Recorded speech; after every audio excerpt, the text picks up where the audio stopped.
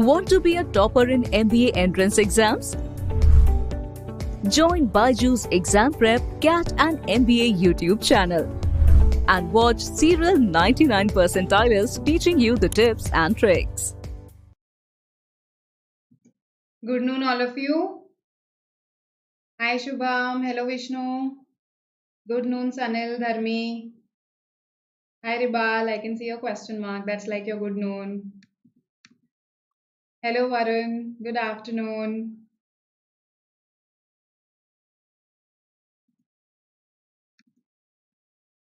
All right. So, hi, Vijay. Good afternoon. I'm good. How are you? I've been reading this really interesting book these days called Homo Deus, and I'm very engrossed in it. So, yeah, good. My days are going good. Good noon, Shubham. Good afternoon, Kinjal. Hi, Suraj. Good afternoon.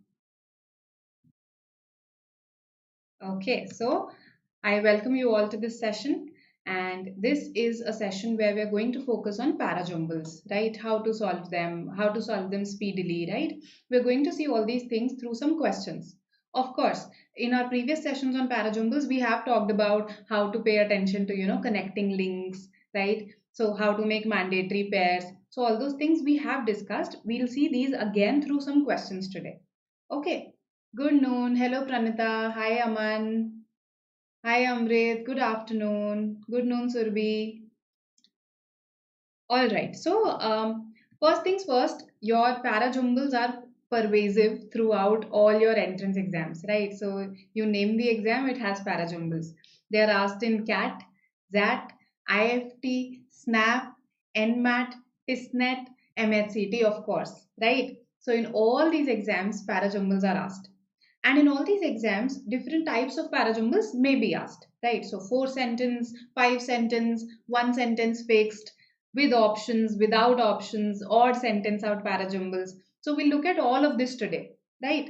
That's the aim of the session. And of course, MH-CET has this thing wherein they give an entire set based on parajumbles, right? It's not that they do not ask normal, usual parajumble questions. In fact, last year they asked usual 5 sentence parajumbles only. However, they have this unique question type wherein they make a set out of a parajumble question. So we'll also see that today. Okay, good noon. Hi, Om. All right, then let's begin with our session. So, the first question that you see here is a simple 4 sentence multiple choice question. Through this, I am trying to give you a message that I'll reveal once you solve it. So, solve this and tell me what the sequence should be. You have 5 options. I hope the options are clearly visible to you. In case they aren't, you can tell me. So parajumbles in MH-CET, Varun, we can expect 4 to 5 questions on parajumbles, right? In CAT, again, there are 5 questions in all on parajumbles. However, CAT is different because it does not give you options there. And 3 of them are of type in the answer sequence parajumbles, where you have to make an entire sequence, whereas 2 of them are simply identifying the odd sentence out. So it's a little different across the 2 exams. Hello, Sunny. E is not visible, right? Okay. Got your message. Just a second. Okay. It will be visible now. All right. All right. Just give me a second. It will be visible.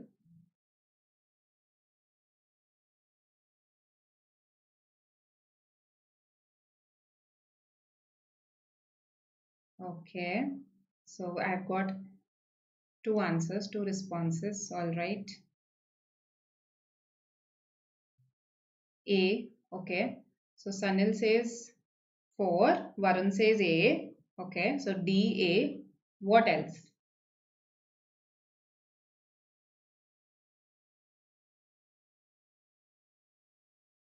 Let's see.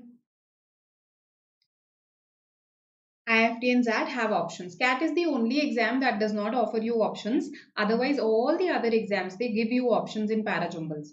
That's why, a lot of times when students are preparing only for CAT, they just leave para-jumbles entirely, in the sense that they think that, okay, I'm not good at this area, so let me not practice for para-jumbles entirely. That is something that you should not do, because in all the other exams, you do get options. So practice them with options in case, let's say, you feel that non-MCQ para-jumbles are not your cup of tea, which let me tell you is not the case. Everyone can solve them provided they practice a little. Okay, but even if you feel that, don't just leave the question type entirely, because MCQ para-jumbles are pretty solvable. Okay, so I've got D, A, all right. D or A, confused also. Others, let's see. Good afternoon, Rutuja, Yash. Okay, so let's have a look. Let's have a look at this question. I think I've given you ample time. So here, now the thing is that when a sentence begins with but, we should see if there is some other sentence that is contradicting this, or that is saying something that goes in a different direction. Probably this but is a contradiction to that. We should check once, right? But things could have turned out differently if she had not had the cash for a plane ticket, say, or if no clinic had been able to give her an appointment. So then things could have turned out differently. That means right now things turned out fine. Okay. If she could not go to clinic, then okay, things would have been bad, but right now things are fine. So she reached the clinic in time and is now healthy. That looks like a contradiction of one. Okay. Now, again, when we look at something that starts with so, it looks like a consequence of something, and therefore you should look for other sentences which probably give the cause of it, or something that came before it. Now, when I look at the other sentences, I do not find something that precedes this. So she did, booking a seat as advised. So is there any advice present before this in any of the sentences? 1 and 4 definitely don't give an advice. 3 is just a comment on the entire thing. So actually 2 is the opening sentence here. It does not look like an opening sentence, I understand. It looks like a consequence of something because so is there. But just because connectors like but and so are mentioned, that does not mean that a sentence cannot be the opening sentence. Probably, this is the opening sentence of a paragraph, and in the previous paragraph, we explained the chain of events that happened before this. Right? So be prepared for this eventuality. So either C or E is the answer. Either C or E is the answer. 2413 or 2314. Now it's easy. You can tell me what the answer is. We just saw that 4 and 1, they belong together. Now 2 I've told you is the opening. So of course the answer is C here. Okay. C is the answer. Now I understand that some of you must be thinking, how can this be the opening sentence, something that begins with so. But remember, this is not the beginning of an article itself. This is just the beginning of a paragraph. So a sentence that begins with so can very well begin it, because probably I've talked about the earlier chain of events in the previous paragraph. Right? 3 is just a comment on the entire thing that has been made by this professor. So first thing that I identified, 4-1 is a pair. Okay. So eliminated D and E on the basis of that. Now my job gets reduced to 3 options. Okay. Now she reached the clinic in time. I arranged it in a sequential order and I felt 2 should come earlier. So B eliminated. Between 2 and 3, I realized that okay, 2, 4, 1 seems like a chain of events. 2, 4, 1 seems like a chain of events, and 3 looks like something that is summing the entire situation up. Okay, so 3 should not be the opening sentence, and hence C is the answer. Hope this makes sense to you, right? Yes, it becomes tricky. That's why I made this the opening sentence, because otherwise there's nothing to 4-sentence MCQs. They are easy, right? So that is why the foolproof approach is always to rely on mandatory pairs.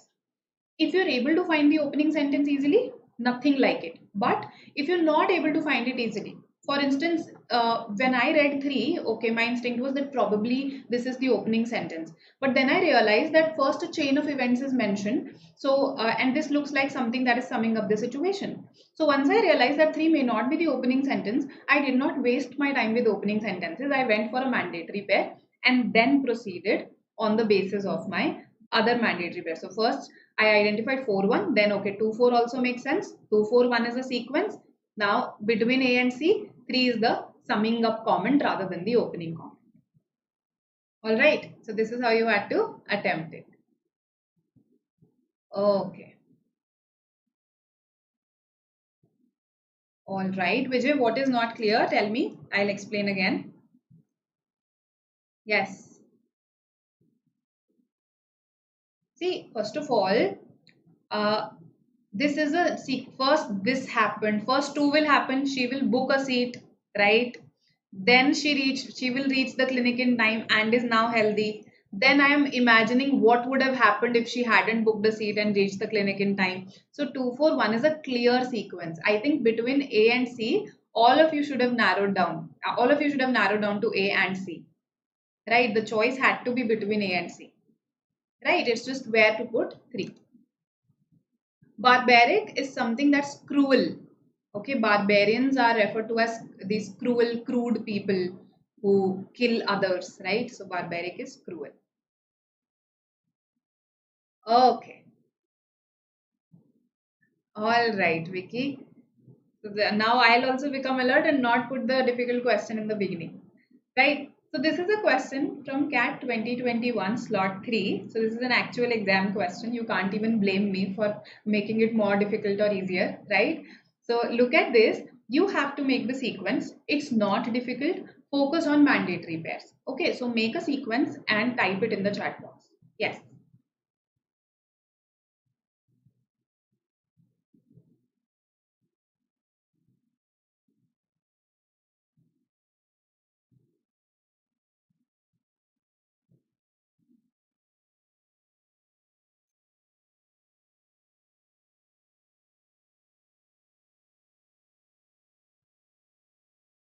All right. Let's see what you say.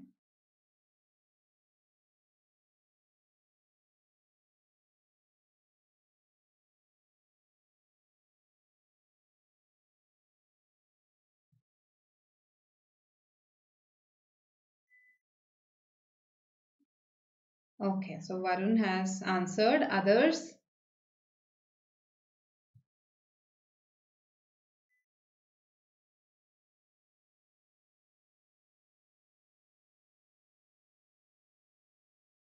Let's see. Okay. 1 2 4 3, 1 2 3 4. All right. Others? 3 2 1 4. Okay. 3 2 4 1. So 1 or 3. All right. Some of you think 3 4 is a pair. Some of you think 1 4 is a pair. Some think 2 4 is a pair. All right. All right. Okay, 4 has also been given as the opening sentence. Let's have a look at this. Let's have a look at this.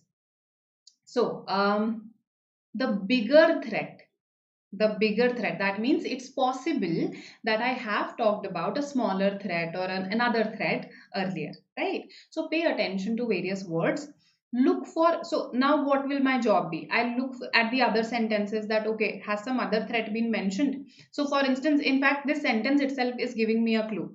The bigger clue to jobs now is not globalization, but automation. That means there must have been a previous sentence that must have discussed globalization. Now, this sentence could be there in the previous paragraph also. I have to be prepared for that possibility. But I'll again check this paragraph as well, these sentences also. Maybe it's there in this paragraph itself. So always be prepared for such eventualities. Students find it very hard to digest that something that begins with but, something that begins with so, something that begins with indeed, let's say, how can it be the opening sentence? How can something that says the bigger threat be the opening sentence? There must be a threat mentioned before this. Don't keep such prejudices in your mind. Okay, this is just a paragraph. It is not a complete article that everything has to be very everything has to, so the opening sentence will look like an opening sentence, the closing sentence has to sum everything up. It's not an entire article, right? Okay. So let's see if in the previous sentences we have talked about globalization somewhere.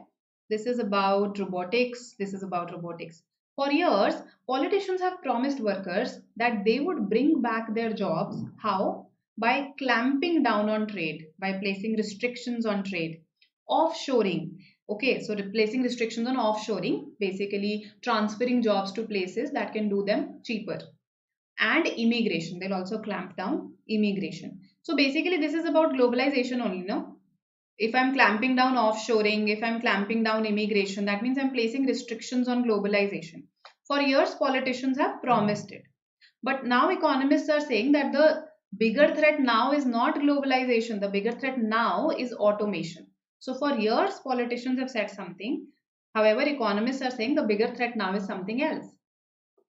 Okay, now but in recent years, now but there is again a but here. Okay, so probably it has some implication. But in recent years, robotics has had increasing impacts on unemployment, not just of manual labor, as computers are rapidly handling some white collar and service sector work. That means probably earlier also it had an impact, but it was not that major. But in recent years, the impact has become major, right? So businesses find automation, such as robotic employees, a big asset in terms of productivity and efficiency. So this is a normal thing. Businesses finding it to be something that's productive and efficient for them. But in recent years, what has happened? It has had increasing impacts on unemployment. Its impact has amplified in recent years, right? So does it make sense what the sequence should be? Yes. Okay, let me see if how many of you said 3, 4, 1, 2? 3, 4, 1, 2. So the first 3, 4, 1, 2 that I got was from Ajay. Good Ajay. Ajay Karve said 3, 4, 1, 2. Then did I get it from anyone else? Let's see. No, from no one else. So uh, always again pay more attention to connectors when we talk about type in the answer parajumbles, okay, in case you are taking CAT, right? And please form a flow of events in your mind, okay? Organization skills is what a parajumble tests. Are you able to arrange text in a particular order or not, right? The more you read, the better you are at parajumbles also, because see, when we read we process information simultaneously, no? Okay, first the author is saying this, then the author is building on that point. Oh, now the author is contradicting whatever he or she has said so far. So the more you read, the better your mind is at organizing stuff like this, right? So that's one solution. Another solution that I can offer you is something that I tried and I find it really interesting. Read some articles from the middle. Don't read them from the beginning, don't read them from the end, and then see how much you are able to extrapolate. Okay, what must have come before this and what can come after this. Okay, you can do this for paragraphs also. Read them from the middle, then try to extrapolate. अच्छा इससे पहले क्या discussion हुआ होगा, इसके बाद में क्या discussion हो सकता है, and then see if, let's say, the reality matches your imagination or not, right? Something that makes you more acquainted with organizing, right? Okay. Offshoring is when you basically see offshoring, you sent them off the shore. So offshoring in employment is a practice wherein you send jobs basically, instead of, let's say, doing some job, let's say producing, instead of producing in your own country, you produce in some developing country or in some other country where labor is cheaper, if it involves some manual work, right? If it involves labor work, you'll produce it in those countries. So this, you've just offshored those jobs, right? That is the mean. All right. Now, 5 sentence multiple choice question. So you have choices here, you can see, right? Something very relatable, very topical, no difficult words in this one. Let me see what you say. Take your time, attempt it with a cool mind, okay? That's very important. Patience is very important in your parajumbles particularly, and in CAT even more, because there are no options also. So this is a that pattern question. Let's see what you say here. Clamp down is to restrict. Okay, to hold something between two things. Clamp down. Overdue reforms means that they're long due. They should have happened by now, Vishal.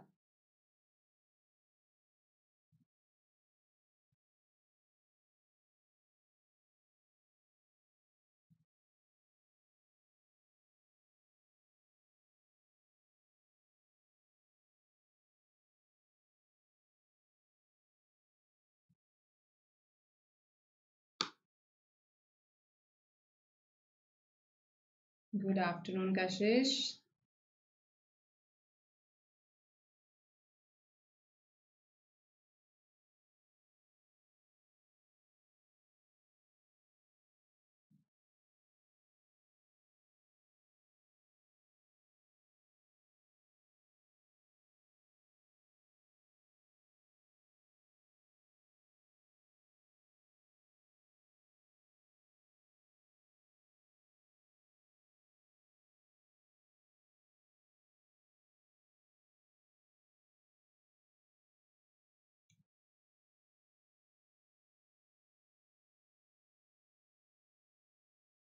Okay.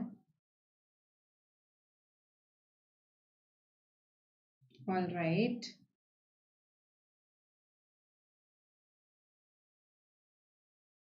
Okay.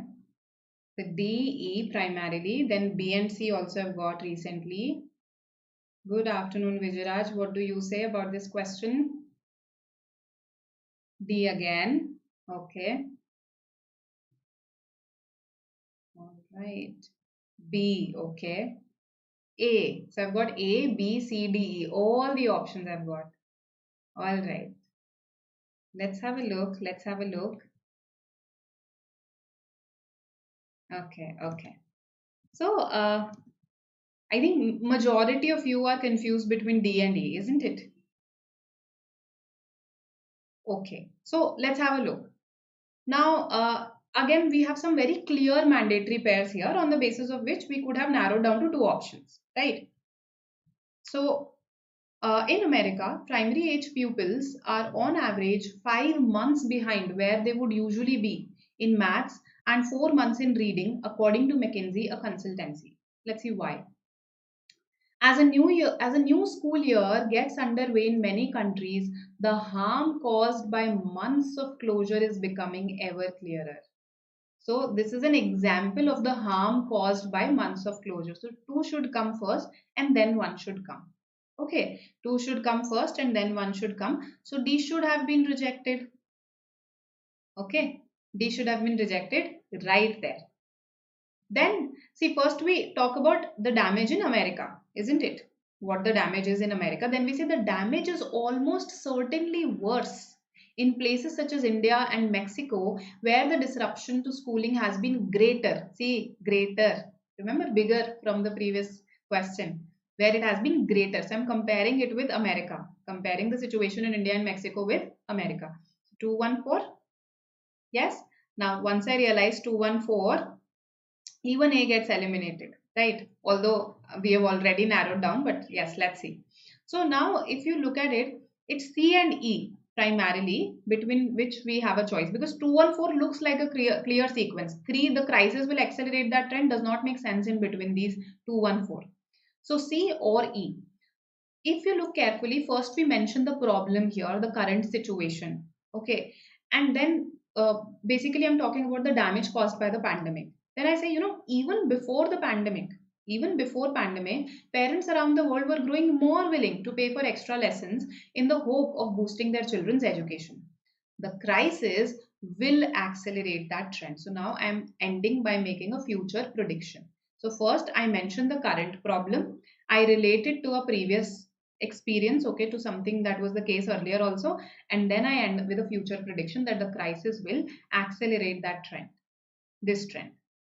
Okay, so 5 and then 3 is the answer here. Okay, good, good. Many of you marked D in this one. So see, these questions are doable. It's not like para jumbles are not doable. You just have to be, you first of all, you have to understand the paragraph. So a lot of students think that, okay, I'll just look at some words in the beginning, I'll just look at the initial few words, and that's how I'll solve it, or I'll solve completely through options. It doesn't work like that. It just makes things lengthier. You have to understand what is given to you. The sooner you understand, the sooner you make connections, the better. Right? Okay. Now, this is a variant of parajumbles only, of course. The first sentence here is fixed. It's in its correct position. You have to arrange the other four in a logical sequence. Okay, so this is an IFT type question, right? The first sentence is fixed. You have to arrange the other four. This can be asked in any non-CAT exam, this question type. So essentially, it's a 4-sentence parajumble, and you get the added benefit that you have the help of the first sentence also. Right?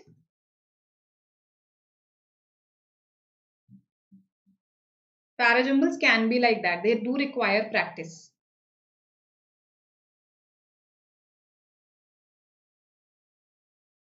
So Bhushan, see, in the previous questions, you were able to find 2 connections. Now it's improved to 3 sentences. So probably you are already improving, isn't it?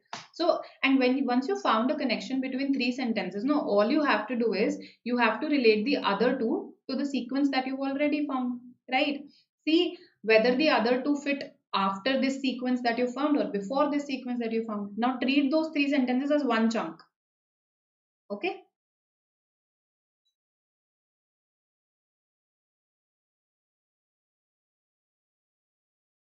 Yes, Vicky, it could talk about that. All right. B, D. Okay. Yes, in CET also you get such questions wherein, one sentence is fixed or 2 sentences are fixed. You just have to arrange the middle 4 sentences. You do get such questions. Okay, so B, D. Also, I've got one D. Okay, majorly B. All right, all right.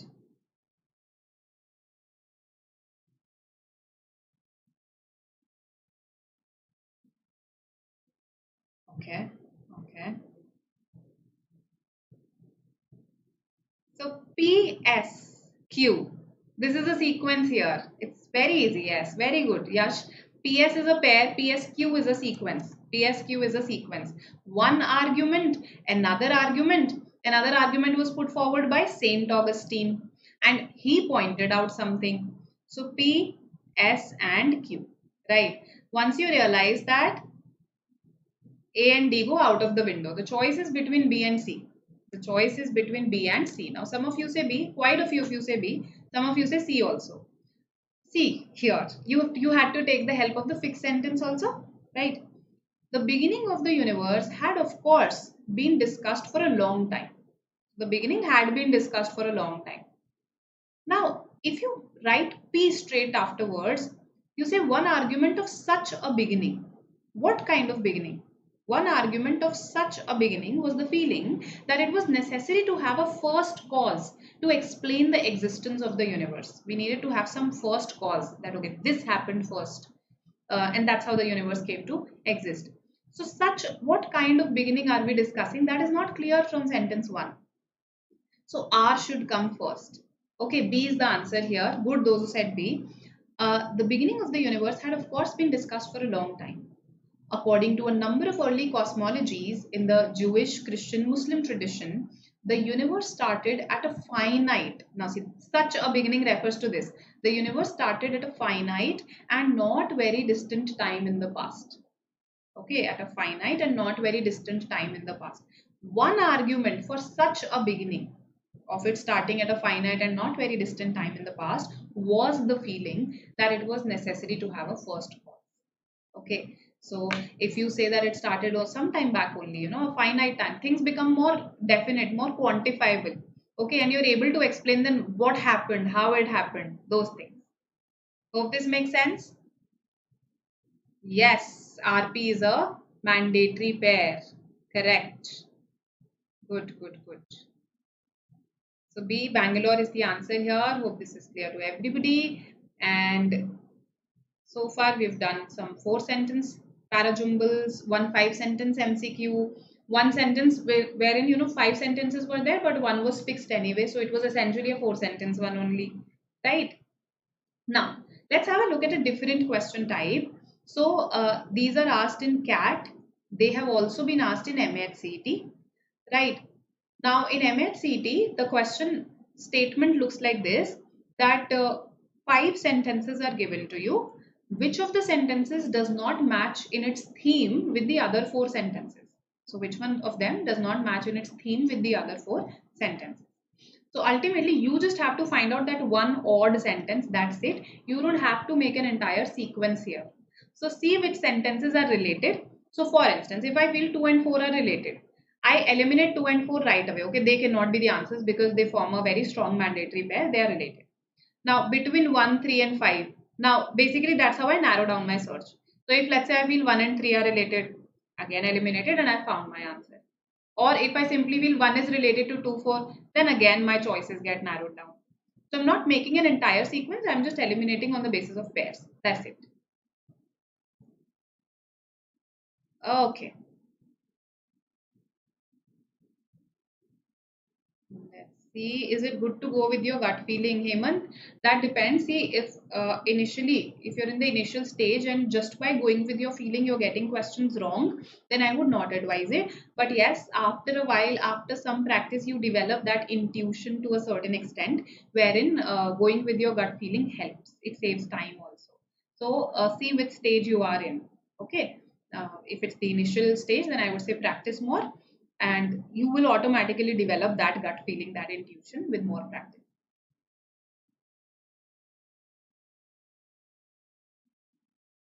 There are no options here. You just have to tell me which is the odd sentence out. Which sentence does not belong with the other 4 sentences? Okay, is it 1? So your options are practically these. 1, 2, 3, 4, 5. Yes.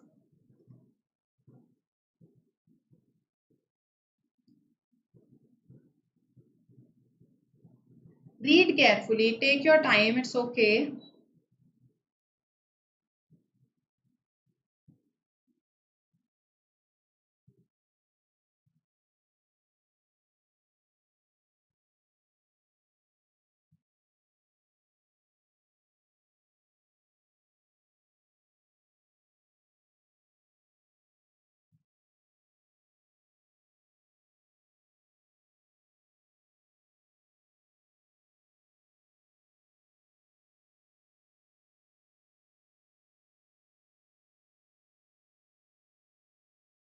Okay.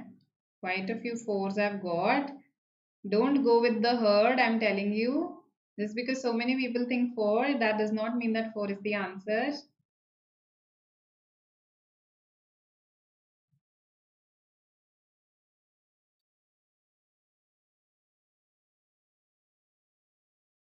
Okay, okay.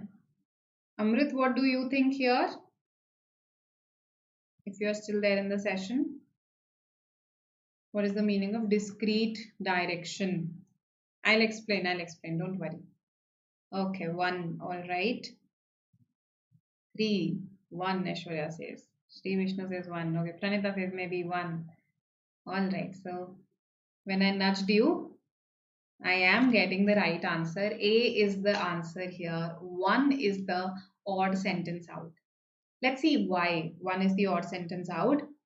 What am I talking about in majority of these sentences? Genetic engineering, right? Basically modifying our genes. It's also called eugenics. It's a whole branch of science called eugenics. So genetic engineering, right? Then breakthroughs in genetics, newfound genetic knowledge can be used to even enhance our genetic traits. So say if you're saying 4 is the odd one out, I can relate 4 to 3 that we are talking about enhancing our genetic traits. This is actually a very relevant argument of today. See, with the advancements in genetic engineering, what it is a form of, it's a branch of biology only, ultimately, wherein you tinker with the genes of a person, you modify the genes of a person, an animal, an organism, and through this, you could, let's say, modify the DNA to remove some diseases, let's say if by chance through some mutation some disease has crept in, you can remove that disease. You can also mutate the DNA and let's say enhance a person's intelligence, a person's beauty, right? These things can be done. So whether some of these are possible or not, I don't know. I'm just presenting the possibilities that genetic engineering throws at us, right? So it's a very relevant debate today that people are usually very uncomfortable with this idea, enhancing intelligence through genes, or let's say just tinkering with the genes. So although most people find at least some forms of genetic engineering very disturbing, disquieting, it is not easy to articulate why. What is wrong with re-engineering our nature? What is wrong with modifying nature? Okay, now see, one argument is that the drive for human perfection through genetics is objectionable. So 2 and 5, I related them immediately that okay, this is the problem. This is one of the problems, one ways of presenting the problem.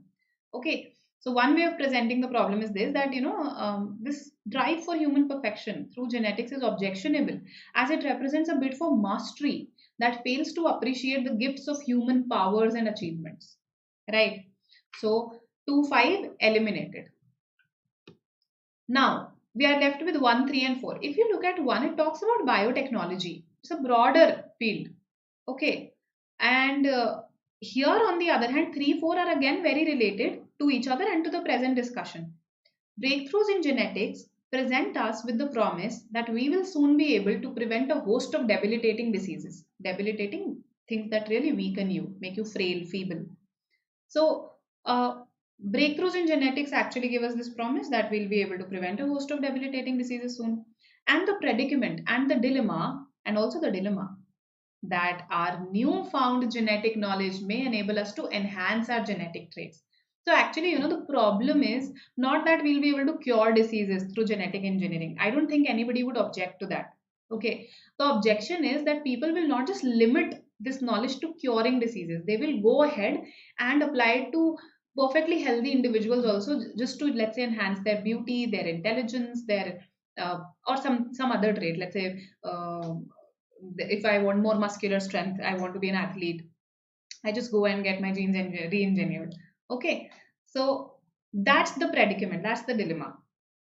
To grapple, to actually deal with, to make sense of the ethics of enhancement, the ethics of whether this enhancement is correct or not, we need to confront questions that actually verge on the study of religion.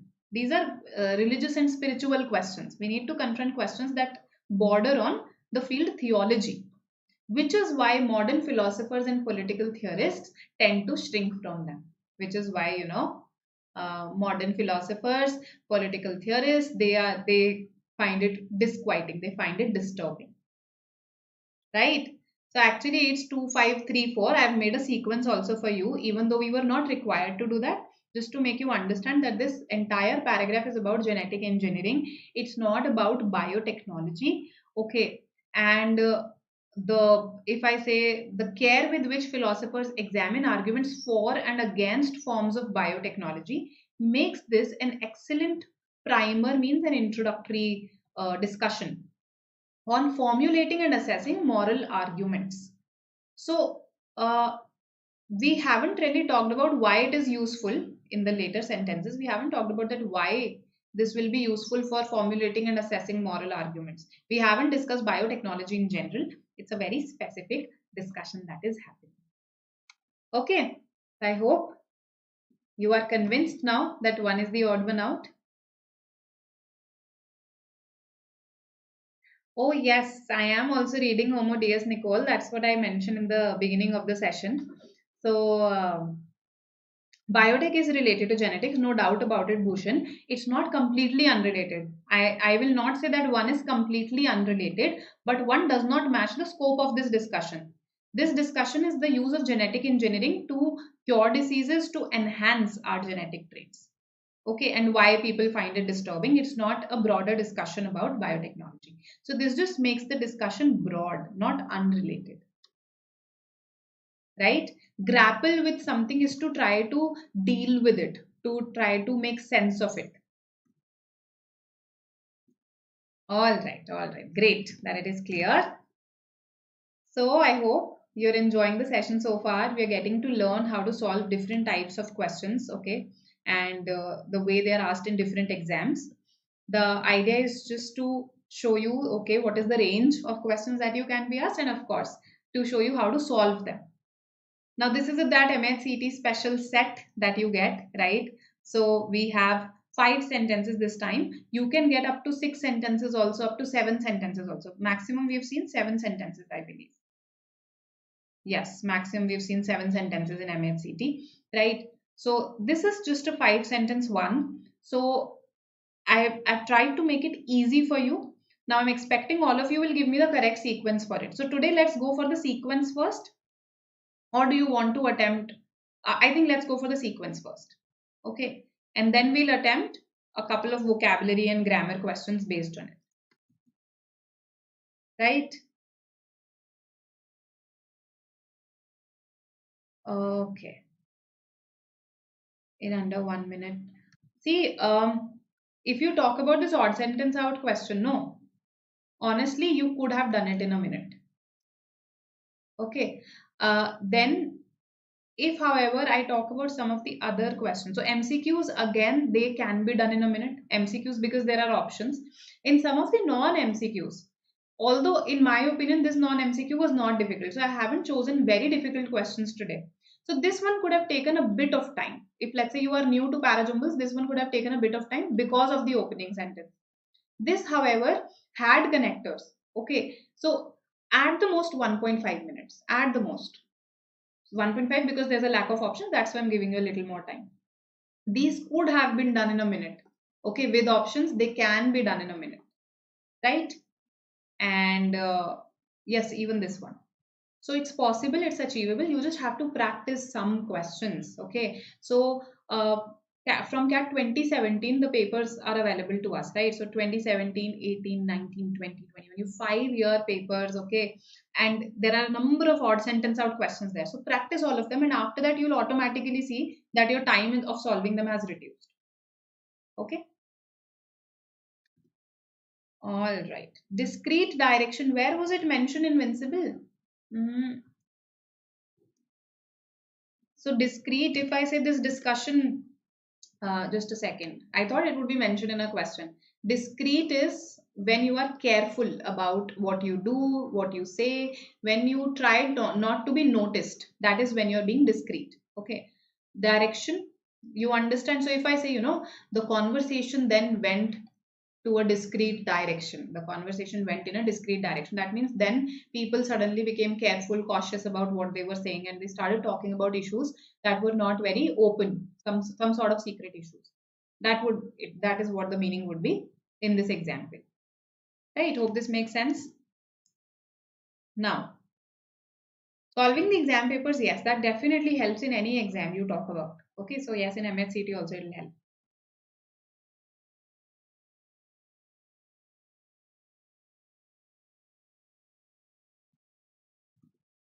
Okay. MH-CET special, you have to give me the sequence. Come on, be alert.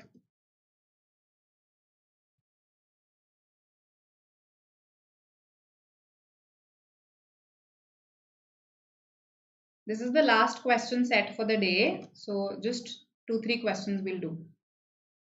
No, I'll tell you what it is about. Let's just form the sequence once and then I'll tell you.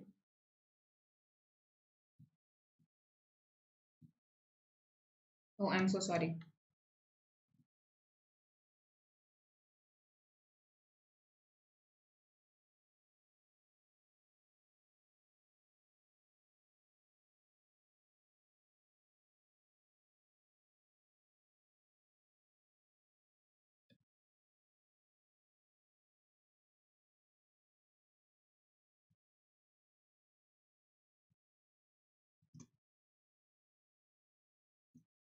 All right, I've got one response. Others also.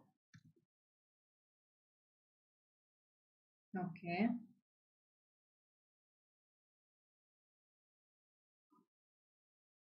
All right.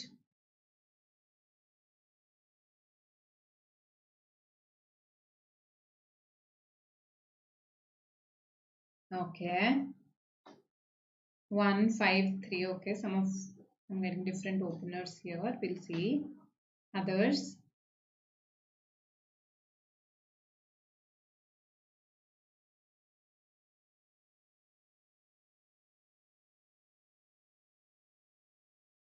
Okay.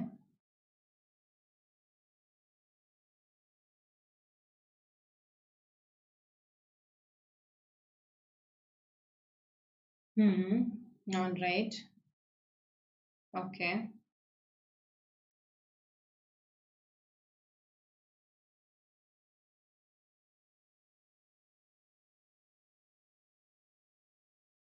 Anybody who's identified? Okay. All right.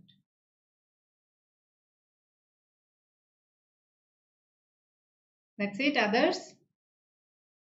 Okay. So, if I look at this four, okay, uh, yet when I speak of ghosts, I don't just mean the horror story variety. Okay, I don't just mean the horror story variety. So, that means before this, some discussion of the horror story variety may have happened before four, right? Most metropolises are overrun with ghosts. Okay, most metropolises are overrun with ghosts. From New York to London, Mumbai to Shanghai, a simple Google search throws up an encyclopedia's worth of results about urban legends. There are these stories, no, based on ghosts that okay, if you go at this place at this time, you'll see there is a ghost, right? I remember clearly that there used to be one about Delhi University. There was this area called the Ridge, okay, and there was this story that if you go there at a particular time, there's a woman that runs along with your car. So there are these urban legends about places, right? So most metropolises are overrun with ghosts. So two comes before 4. 2 comes before 4. That most cities have these stories. Most metro cities have such stories. Yet, when I speak of ghosts, I don't just mean the horror story variety. Then, what exactly does the author mean? What kind of ghosts are we talking about? We are talking about the ghosts of, let's say, this automation of infrastructure. So, our lives in cities are shaped by invisible hands, bodiless voices, and an eerie automation of infrastructure. These kinds of ghosts the author is talking about. Basically, the author is saying that in city, things are a little distant from each other. People are distant from each other, right? So you're moving in a crowd, you are hearing voices, but you don't know anybody, right? The infrastructure is all automated, right? So in the metro, there's this voice that you'll hear, please mind the gap, right? But you don't know that person. So there's this automation of infrastructure that has happened. You hear these bodiless voices. So that kind of a ghost the author is talking about. 2, 4, and then 3. Now, uh, good that some of you, I think, okay, Amrit said 243, 24315. Correct, correct. 24315 is the sequence here. Good. Okay, but I'm happy that some of you did identify 2, 4 as the pair at least. Okay, 2, 4 as a pair, quite a few of you identified. Okay, now 1 and 5 is a clear pair because he wrote. Who wrote?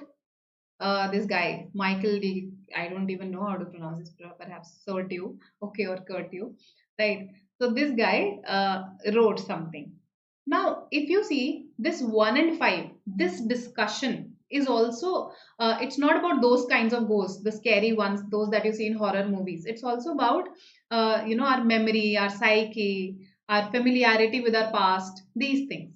So this discussion will happen in the same breath, in the same line as 3. It will not come before. So, as the French Jesuit philosopher, this guy he wrote something. Cities are in a constant state of decay and transformation. Things are building, things are rebuilding, so demolition and rebuilding. And it is this repeated change that makes cities fertile grounds for hauntings. Okay. In the practice of everyday life, he wrote that haunted places are the only places people can live in, as the human psyche is too dash with memory and familiarity to let go of things past. Right? So, here the kind of hauntings that we're talking about is a metaphorical sort of a haunting. It's not like ghosts are present in all these places. That's not the idea. So 24315 is the sequence here. Okay. 2 and 4 and 1 and 5. Absolutely correct. That's what I also did when I looked at this question first. 2-4 was a pair for me, 1-5 was a pair for me. It was the placement of 3 that I had to decide. And another thing, where should 1-5 come? That I had to decide. Right? So does it make sense to you? The placement of 1-5 later on, and why 2-4 should come first? All right, all right. Perfect then, perfect then. So 2-4-3 is a sequence. Okay, and 1-5 comes later. Any query you can ask me, because we're still on this set. Statement 5, the one that you just read, had a blank, right? So he wrote that haunted places are the only places people can live in, as the human psyche is too dash with memory and familiarity to let go of things past. So the human psyche is too dash with memory and familiarity to let go of things past. What should be the answer? Yes, yes, that's the question.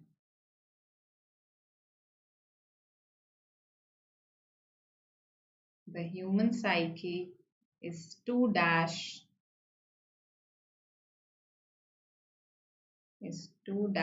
with memory and familiarity to let go of things past. What should be the answer?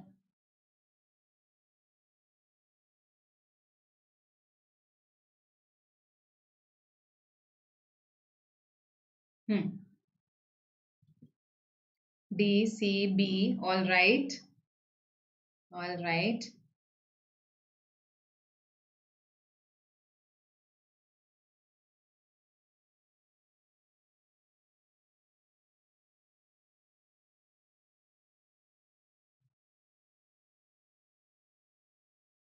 But Vicky, if it concludes, then the conclusion comes after the discussion by this author. So it will become a little abrupt there. First, we say something about cities, then we say the view, then we give the views of an author, and then we again talk about the cities a little abruptly. So C, D, all right. C and D, that's what we are confused between. These are haunted places are the only places people can live in. As the human psyche is too, you are saying entwined or irritated. If it is irritated with memory and familiarity, to let go of things past, then it will not live in haunted places. Haunted places remind you of your past. They remind you of the past, right? If you are irritated with memory, you would not live in such a place. So, entwined. D is the answer here. Okay. C. Okay. C also I got. C also I got. Mesmerized. Now I understand you're marking mesmerized, right? So mesmerized, however, is used for things that are beautiful in a sense, or things that are positive in a sense. You are mesmerized with those things, right? um However, here we are talking about, when we say things past, we are talking about things that are haunting us. So we will not be mesmerized with them, we will be entwined with them, we'll be caught up in them, right? So entwined is a better choice here as compared to mesmerized, because mesmerized denotes that it's something that's relatively positive. Okay. Whereas haunted places, they don't mesmerize you. You get caught up in them. Right?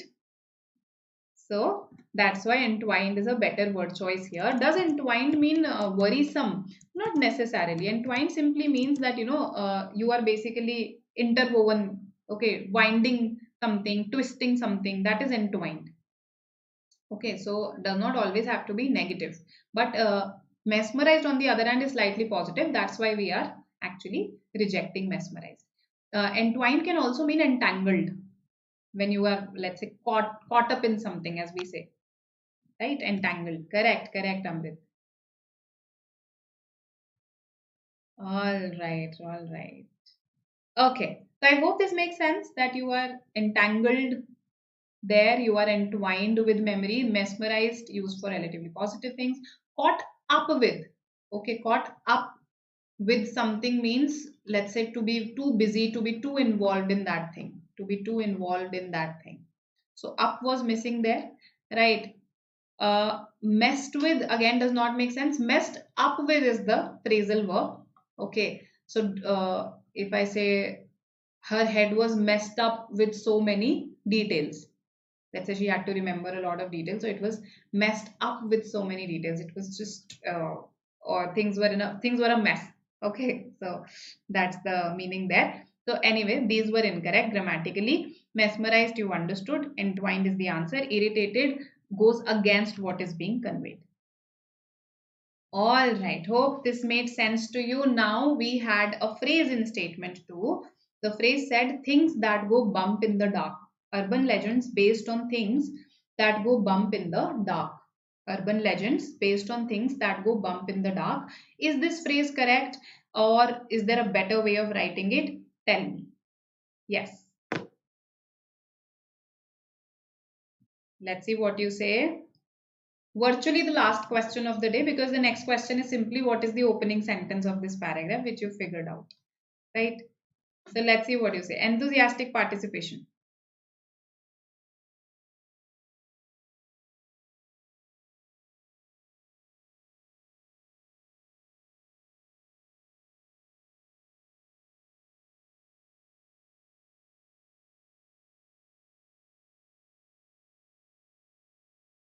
AED, all right.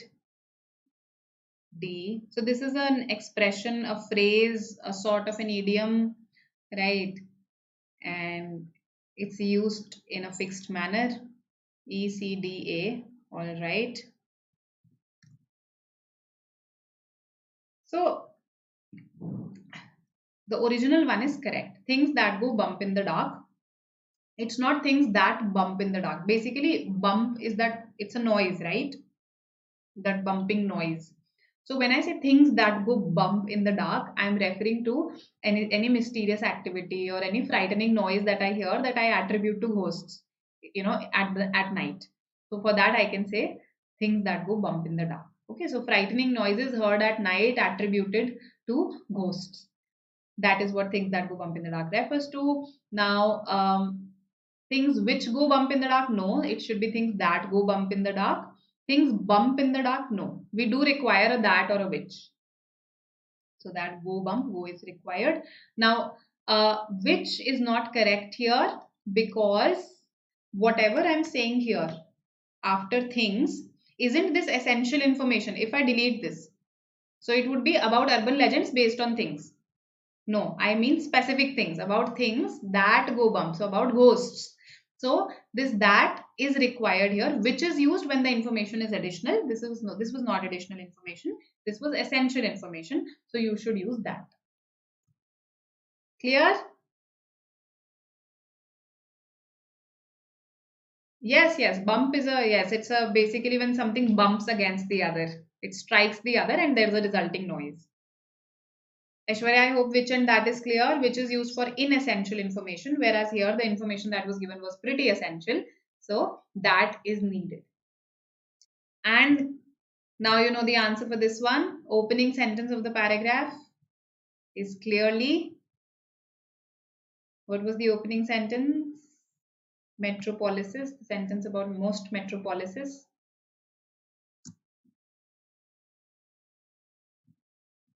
Oh my God, Om. You are calling me a ghost. Indirectly, you're calling me a ghost.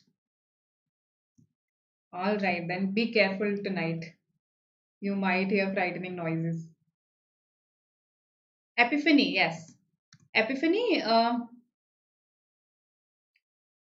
So Vicky, okay, I'll explain epiphany also. I'll explain epiphany, and I understand that this go bump in the dark basically because bump is a verb also. Bump is a verb also, and bump can be used as a noun also. So if I just look at it grammatically, it appears as if go is unnecessary, but this is a fixed expression. It's like an idiom. It is used like this. So things that go bump in the dark refers to ghosts. Okay, and is attributed to the frightening noises that ghosts can make. Epiphany is a sudden realization. If something strikes you suddenly, you have a sudden, meaningful, deep realization about something. That is an epiphany. For instance, when people go on trips, let's say they go to the mountains, suddenly a realization strikes them, a very deep, meaningful realization. So they can say, I had an epiphany there. Right? Okay.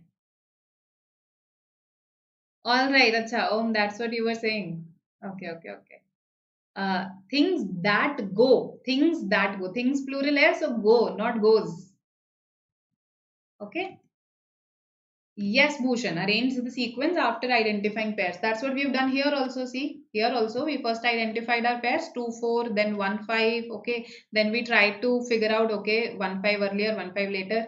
Once we figured that out, we figured out 3 kahan par aayega. So that's what we are doing, identifying pairs and then making the sequence.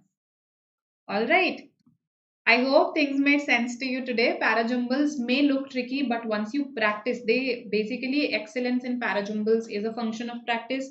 The more you practice, the better you get at them. Particularly in MCQs, you'll improve like anything. That's my guarantee to you. Okay. All right. So I'll see you tomorrow, and I hope you've liked the session. And yes, we are starting with a last lap to MH-CET 2022.